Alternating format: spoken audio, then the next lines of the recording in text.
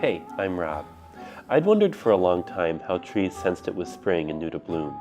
We went to the National Arboretum here in DC to find out.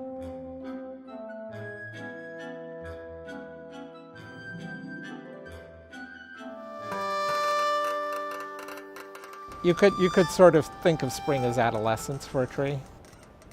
For us, that's not always fun, but it's sort of the same thing for a tree. It's a huge change. I mean, when you look at a dormant tree and what that looks like, and what it looks like when it's in flower and everything, those are way different looking things. If you were from another planet, you might look at that and say, that's not the same organism.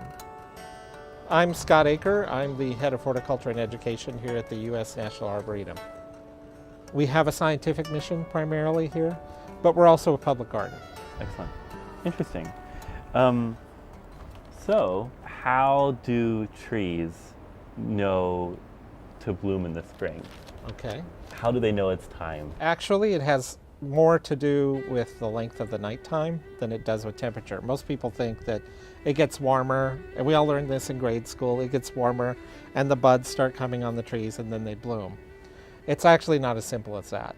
Plants have a funky little molecule in them called phytochrome, and it's like an hourglass. And the hourglass, or the molecule, is flipped very soon after the sun goes down. And then you think of time that it takes the grains of sand to go through. If there's enough time that the whole hourglass empties, the plant gets the idea that we should hold off. The nights are still pretty long. But then you have that one magical night that not all of the phytochrome is changed. The bud gets a signal that it's time to get going, and then we have a period of warmer temperatures that help that development happen. If you suddenly get cold, those buds will get the signal to hang way back if we have one night of drastic cold. What are signs that people can look for to say, oh, this tree is about to bloom, or this tree is blooming, here's what's going to come next? Of course, the obvious thing is bud swell. From a distance, you can see something looks thickened or darker.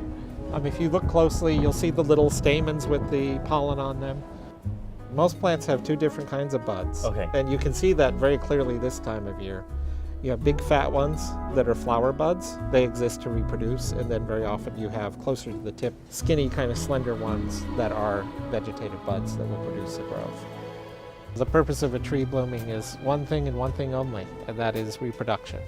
You can see it sometimes if we've injured a lot of the root system on it or something, it will bloom extra heavily, and people will misinterpret that as health.